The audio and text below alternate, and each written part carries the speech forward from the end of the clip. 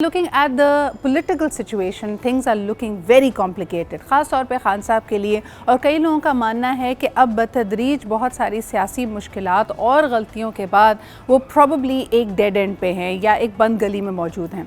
क्या international intervention होगी? हाल ही में हम देखते हैं कि उनकी बहुत सारी गुफ्तगू और बहुत सारे इंटरनेशनल इंटरव्यूज़ को उठाया जा रहा है. कल मैंने ख़ास तौर पे फरीद ज़करिया साहब जो कि CNN के मायनाज़ एंकर पर्सन है, उनसे जो गुफ्तगू थी खान साहब की, उसके 10-15 मिनट का एक्सर्प्ट हमने देखा, जिसमें पहला सवाल उनसे ये किया गया कि ये इंटरव्यू 2 दफ़ा रीस्केड्यूल हुआ है और पहले यकीनन हम देख सकते हैं कि उन्होंने कहा कि आपका इंटरनेट कनेक्टिविटी ख़त्म हो गई थी, जिस पर खान साहब ने बताया कि सिचुएशन उनके इर्द गिर्द बहुत अनप्रेडिक्टेबल है. यकीनन अपने मुहासरे के बारे में बताया, जिस तरह उनकी गिरफ्तारी अमल में आई और इस वक्त भी उनका मानना है कि 10,000 से ज़ायद कारकुनान PTI की उनकी गिरफ्तारियाँ हो चुकी हैं. इसमें सहाफ़ी शामिल हैं, उसमें PTI की सीनियर लीडरशिप शामिल है और सबसे बढ़कर उन्होंने ये खदशा ज़ाहिर किया कि उनको लगता है कि जमहूरियत डिसमेंटल हो रही है, क्योंकि जब KP और पंजाब की असेंबलीज़ को डिज़ोल्व किया गया तो आइन हमारा क्लियरली कहता है कि 90 दिन में इलेक्शंस होने चाहिए. सुप्रीम कोर्ट की तरफ से 14 मई की तारीख हुई, लेकिन 14 मई के इर्द गिर्द और उसके बाद जो कुछ हो रहा है वो हमारे सामने है. सवाल ये पैदा होता है कि नाउ व्हाट नेक्स्ट. कल उनको मुतवक्के है कि दोबारा जाना, उनका बेल टाइम ख़त्म होता है. उनका खुद मानना है, खान साहब ने इस इंटरव्यू में कहा कि 80% इम्कानात हैं कि उनको दोबारा गिरफ़्तार किया जाएगा. इसमें बहुत ज़्यादा तशवीश है लोगों को और ख़ास तौर पे जिस तरह ये गिरफ़्तारियाँ अमल में आ रही हैं. दूसरी तरफ ये कि कई ऐसे लोग जिनको कहा जाता है मुश्तबा अफराद या जिनके ख़िलाफ़ सबूत मौजूद है, जिन्होंने कोर कमांडर हाउस पे और आर्मी तनसीबात पे हमला किया, उसको वैंडलाइज़ किया, उसको डेसिक्रेट किया, उन सब के ऊपर जो केसेस चलाए जाएंगे वो आर्मी कोर्ट में चलाए जाएंगे. इस वक्त हमारी बहुत सारे इंसानी हुकूक के जो एक्टिविस्ट हैं उनसे भी बात हो रही है, क्या ये आइन के मुताबिक होगा? That's a big question mark. लोगों का मानना है कि इस तरह तो हम देख सकते हैं कि फुली एक तरह से जंगल का कानून है, माइट इज़ राइट. बड़ी इंटरेस्टिंग खबर ये है कि ये सारी सूरत हाल प्राइम मिनिस्टर शहबाज शरीफ साहब के लिए बहुत अच्छी है, बिकॉज वो नैब के केसेस में एक के बाद दूसरे मुख्तलिफ, क्योंकि उनके खिलाफ सबूत नहीं मिल पा रहे तो उनको बरी किया जा रहा है. This unfortunately makes the government look even bad, क्योंकि गवर्नमेंट के ऊपर अब ये सवाल है कि क्या जो सारी कार्रवाई खान साहब पे हो रही है या दीगर अफराद पे हो रही है वो किसी पॉलिटिकल इंतकाम के थ्रू हो रही है.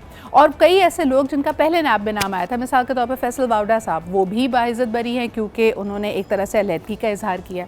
कल ये बात भी डिस्कस हो रही थी over the through out the weekend के जो लोग आला क़यादत के थे या मुख्तलिफ मनसब पे फाइज थे, खान साहब के साथ रहे. मिसाल के तौर पर वो वफाकी वज़ीर जो प्री सुनामी में उनका हिस्सा लिया, एक तरह से उनके नज़रिए पर बिल्कुल सोल्ड थे, वो जो इस वक्त साथ छोड़ के जा रहे हैं, क्या वो वाकई मौसमी बटेर हैं कि फेयर वेदर फ्रेंड से जब कुछ अच्छा सा तो सब कुछ साथ थे, या उनके ऊपर ये वाकई ये ज़मीर की उनकी आवाज़ है, या इस वक्त उनके ऊपर शदीद प्रेशर है जिसकी वजह से वो अलहदगी का इजहार कर रहे हैं. लेकिन सबसे पहले जी आपको लेके चलते हैं कि मिलिट्री कोर्ट्स में ये केसेस कैसे आगे बढ़ेंगे. इस पर हमारे पास एक रिपोर्ट है, let's take a look at that.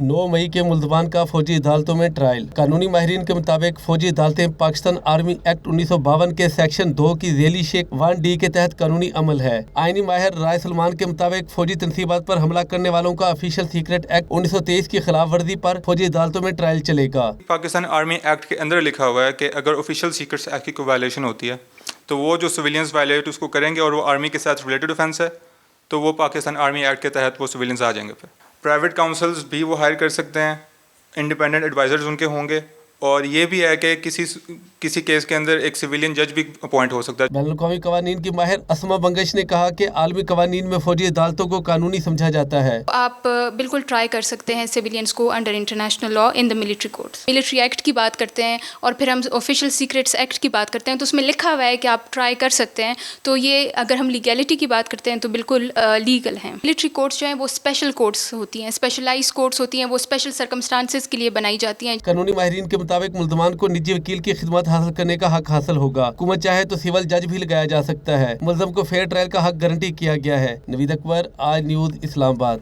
जी जनाब, जो खान साहब का मानना है कि 80% इम्कानात हैं कि उनको दोबारा गिरफ़्तार कर लिया जाएगा. आइए आपको उनकी ये बात भी सुनवाते हैं जो हाल ही में उन्होंने CNN को अपना इंटरव्यू देते हुए फरीद ज़करिया साहब के शो में कहा. Let's take a look at कि खान साहब क्यों मानते हैं कि बहुत ज़्यादा इम्कानात हैं कि उनको दोबारा गिरफ़्तार कर लिया जाएगा. My house is surrounded by the police.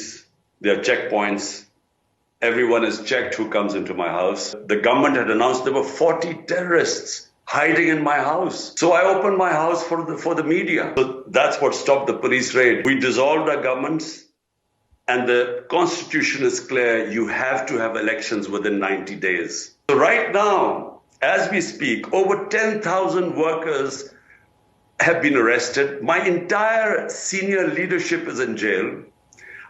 Tuesday, I'm going to make an appearance for various bails in Islamabad. 80% chances are that I will be arrested. Mike is right. Right now, there's no rule of law in this country. When? By taking on your own army. I mean, even if you win, it's a Pyrrhic victory.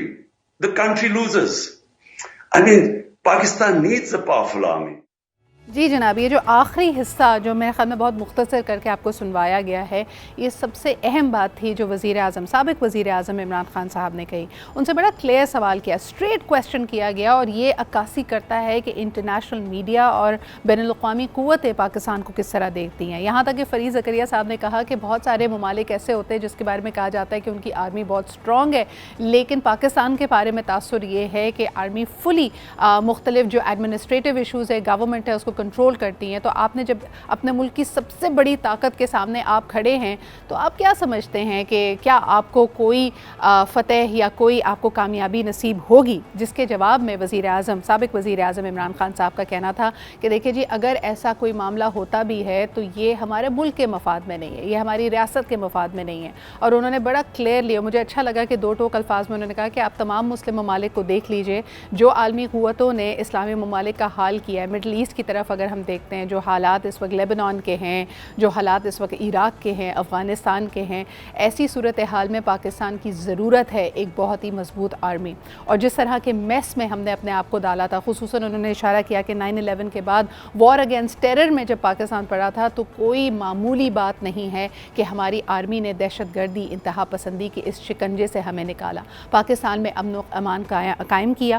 اور ان کا یہ بھی کہنا تھا کہ اس کے لیے پاکستانیوں نے بہت بڑی قیمت ادا کی ہے. 80,000 لوگوں نے اپنی شہادتیں پیش کی ہیں، جس کے اندر ایک بہت بڑا حصہ ہمارے فوجی جوانوں کا ہے، عام لوگوں کا ہے، ٹیچرز، بچے، مساجد، ہماری کوئی بھی جگہ محفوظ نہیں تھی. تو انہوں نے کہا کہ اپنی ملک کی آرمی سے جیتنا یا فتح حاصل کرنا ان کا مقصد نہیں ہے، نہ ہی وہ کبھی آرمی کے خلاف تھے. ان کا کہنا یہ ہے کہ حالات بہتر ہوں گے، لیکن اس وقت جو سب سے بڑا انہوں نے کہا کہ ان کا خدشہ ہے کہ ملک میں جمہوریت کو ڈسمینٹل کیا جا رہا ہے. لوگوں کا جو آئینی حق ہے اپنی ایک جمہوریت میں پروٹیسٹ کرنے کا، اپنے رائے کا اظہار کرنے کا، اس کو کرمنلائز کیا جا رہا ہے. یعنی جو شخص گھر سے نکلے گا اس کو دھر لیا جائے گا. اور جس طرح بڑا کلیئرلی جی آئی جی پولیس اور دیگر افراد کہتے ہیں، ان کی زبان سے تو اللہ میاں بچائے، کیونکہ مارچ اسکواڈ خواتین کہہ رہے ہیں، ان خواتین کو جو پروٹیسٹ کے لیے باہر نکلی، اور بڑا کھلے عام دھمکی دی جا رہی ہے کہ کیونکہ ان کے اوپر دہشت گردی کے مقدمات چلائے جائیں گے تو ان کا آگے سارا کا سارا مستقبل جو ہے وہ زیرو کر دیا جائے گا. اس کے علاوہ جو بڑی ایک خوفناک صورتحال ہے وہ صحافیوں کے حوالے سے ہے. کئی صحافی اس وقت اریسٹڈ ہیں جن کی فیملیز کو نہیں پتا کہ وہ کدھر ہیں، وہ زندہ بھی ہیں یا نہیں. And that is what is causing a lot of chaos in the country. اس وقت ہم انفارچونیٹلی تاریخ کے اس موڑ پر ہیں کہ ہم ہمیشہ بات کرتے ہیں نازک دور ہے، خدا نہ خاصہ 1971 جیسے واقعات نہ ہو جائیں، لیکن اس وقت جو حوصلہ شکنی ہے وہ اپنے عروج پہ ہے. شاید ہماری اکانومی بھی سنبھل جائے گی، لیکن جو سوشل فیبرک کو ہم نقصان پہنچا رہے ہیں، جو بچے یہ مناظر دیکھتے ہوئے بڑے ہو رہے ہیں، جو اپنے محافظوں کو دیکھ رہے ہیں کہ ٹھیک ہے وہ تنصیبات کی حفاظت تو کر رہے ہیں، لیکن جس طرح کی کاروائیاں کی جا رہی ہیں، unfortunately it's going to have a lasting impact on the way people think in Pakistan.